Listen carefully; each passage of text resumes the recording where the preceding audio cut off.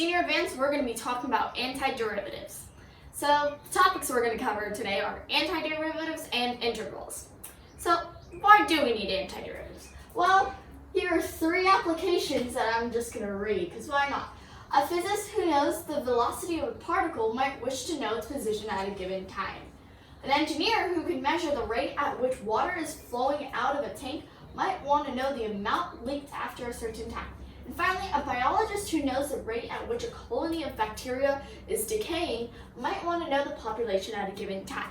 You can see a certain pattern here. You have a rate of change, for example, the rate of change at which bacteria is decaying, rate at which water is flowing out of a tank, or the velocity. And you're trying to use that rate and get a certain position, or a certain number. In this case, the population.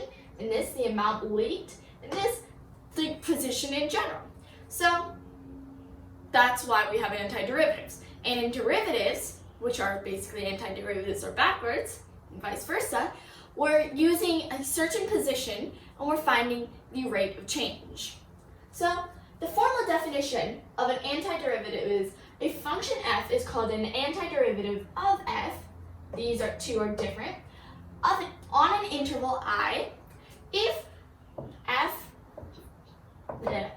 prime of x, or the derivative of big F of x, is equal to f of x for all x in I, which basically means we take our antiderivative, and if you take the derivative of that, you should get the same thing as if you take the antiderivative of a normal function. Okay, just to clarify that, it's basically when you have a function and you take the derivative of that, the function you took the derivative of is called our antiderivative. And if you take the antiderivative of a derivative, you should get the normal function, which is Okay, so here's a little theorem. If f is an antiderivative of f, remember f and f are different, on an interval I, then the most general antiderivative of f on I is f of x plus c, where c is an arbitrary constant. And we'll get into that in a second. So the c is basically added because when we normally take the derivative, we have a rule where if you have a constant, it automatically becomes 0. Because when you have a constant, your line is straight, which means your slope is going to be 0. So we normally take the derivative of constant and the constant becomes a 0. So if we have an antiderivative and we're trying to take an antiderivative of function, we don't know if there's a constant or not. So we add c in case. And if there's no constant, c is just 0. So now let's move on to integrals. So an integral is the set of all antiderivatives. Because an antiderivative can be f of x plus 1 or 2 or 3. Well, an integral, so when we generalize that, and we instead of 1 or 2 or 3, we add c. So basically, an integral is the set of all possible antiderivatives, whereas an antiderivative is just one single possibility that you can get, as shown in this theorem. For example, the antiderivative would be f of x, and the integral would be f of x plus c. So, like derivatives, we also have rules for integrals to make our lives much easier. So, we first have some notation to go over. This S-like thing that I have is not an S, even though it looks like an S. It's supposed to be more narrow. It is our integral notation. And we have a d of x to show a derivative. So the integral of c of f of x, when we're trying to find that, we can just bring the constant out in front and multiply the entire integral by that constant at the end, just like that constant rule in derivatives.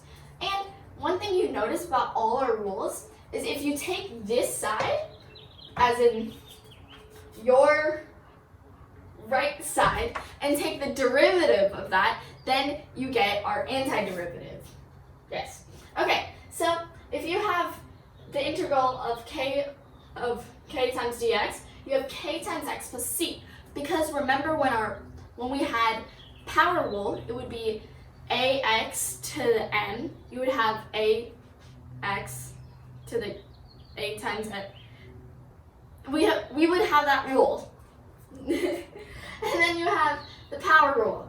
The antiderivative is power rule. So the integral of x to the power of n times d of x is equal to x to the power of n plus 1 over n plus 1 plus c. And this only works if n is not equal to negative 1.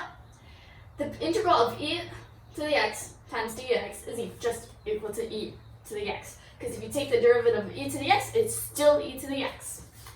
The integral of sine of x times dx is equal to negative cosine x plus c. The integral of secant squared x times dx is equal to tangent x plus c. The integral of secant x tangent x times dx is equal to secant x plus c.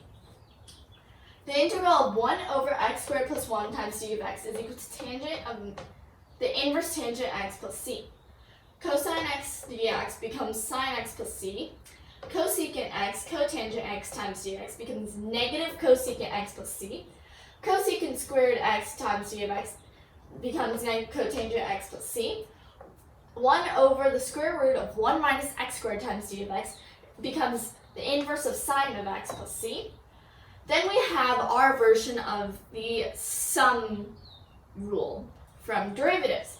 If you have the integral of f of x plus g of x times d of x, you can separate f of x times d of x and g of x times d of x. So it's kind of like distribution. Then we have 1 over x times d of x becomes the natural log of the absolute value of x plus c. And remember, if you take the derivative of that, you get this. And finally, the derivative of bx times dx is equal to b to the power of x divided by natural log of b plus c. So those are a lot of rules, so let's put that into practice with our examples below. Okay, so I have f of x is equal to 8x to the 5th plus 7x minus 1. The first thing we're going to notice is that we have a sum of 8x to the 5th, 7x, and negative 1. And so we can use this rule. So let's first find the derivative of 8x to the 5th. Well, we're going to go to this rule. We have x to the power of n times d of x. And we have a constant. So we're going to do 8 times, and then this, we have to do x to the n plus 1 divided by n plus 1. In this case, n is 5. So we're going to do x to the 6 over 6. And then if you simplify it, you get 4/3 x to the 6. And just to show you how it works, if we this is our antiderivative. If we take the derivative of that, we bring 6 to the front, so we do 6 times 4/3 x, and we have the 5th, and this cancels out, and we're left with 2 times 4, so 8x to the 5th. So that's how that works. So 8x to the 5th becomes 4/3 x to the 6th. Then we have 7x, which we're going to use the same exact rule for, this one. So 7x, we multiply the 7. In this case, n is going to be 1. So we're going to do times x over 2 over 2. So then we have 7 halves x squared. And finally, 1, we're going to use this rule. We just multiply it by x. So we are left with 1x or x. But then finally, one important thing whenever we do integrals is we have to add that c, because we're not sure if there is a c or not, so we have to add it to be safe.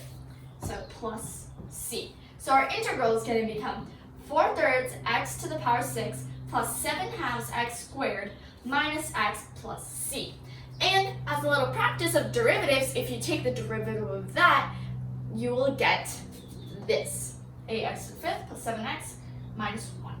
So now let's do the next example. We have x times 3x plus 4. So in this, we're going to multiply it out first. When we multiply it out, we get 3x squared plus 4x. So 3x squared, when we do it, since n is 1, becomes 3 times x cubed over 3. So then we are left with x cubed. And if you take the derivative of that, you bring the 3 to the front, and it becomes 3x squared. So we know it works. So we have the x cubed, and then we have 4x. So 4x, we're going to do the same thing. We have 4x, and then that's going to become 4 times x squared over 2. So that becomes 2x squared I'll write that down here. So that's our answer for that one. So now let's do the next one. Okay, so we have the square root of 7. And remember, we can rewrite 7 as 7, the square root of 7 to the square root of 7. Yeah, 7 to the power of 1/2. So when we do that, we're going to use this rule again, which it still applies to mixed fractions. The only way it doesn't work is if the n is -1. So we're going to get 7 to the power of 1/2 plus 1 is going to be 3/2 over n plus 1, which is 3/2. So if we simplify that, we have 7 divided by 3/2, which is 14/3. Oh wait, we can't do that. We just have 2/3 times 7 to the power of 3/2. So that's our answer for that part. And remember, if you're unsure about an answer, you can easily just find the derivative of that and see if it works. Okay, number 4. F of x is equal to 4/5 minus 3 over x. So 4/5 is a constant. So we know we can just put 4/5 x for that. And then we have negative 3 over x. So we're going to add the negative so we don't have to worry about that. So we have, oh, and I realized my mistake. We have to add c. That's smart. Don't forget to add c. You see how easy it is to forget c? Okay, so we have 3 over x, and we can rewrite that as 3 to the x to the power of -1. In this case, we can't really find the derivative of that, so using this rule. So instead, we're going to use this rule. So we can rewrite this as 3 times 1 over x. So then we're left with 3 to the natural log of x, which is our answer.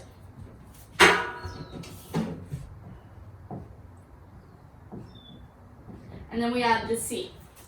And finally, our last problem of today. F of x is equal to secant theta tangent theta minus 9e theta. So first we have to find our rule that corresponds to this. So if we look, it's over here. So if we have the integral of secant x tangent x theta, or in this case x, we're left with secant theta. And then we have to do minus 9e to the power of theta. Well, 9 we just multiply with whatever the integral of e to the theta is, and e to the theta just becomes e to the theta because that's one of our rules, which is right here. So we're left with secant theta minus 9e to the theta. That was really small, and that's it for today. Don't forget to subscribe and like. If you have any questions, you can email info@agoramatrico.org or comment below and we'll reply back. Maybe.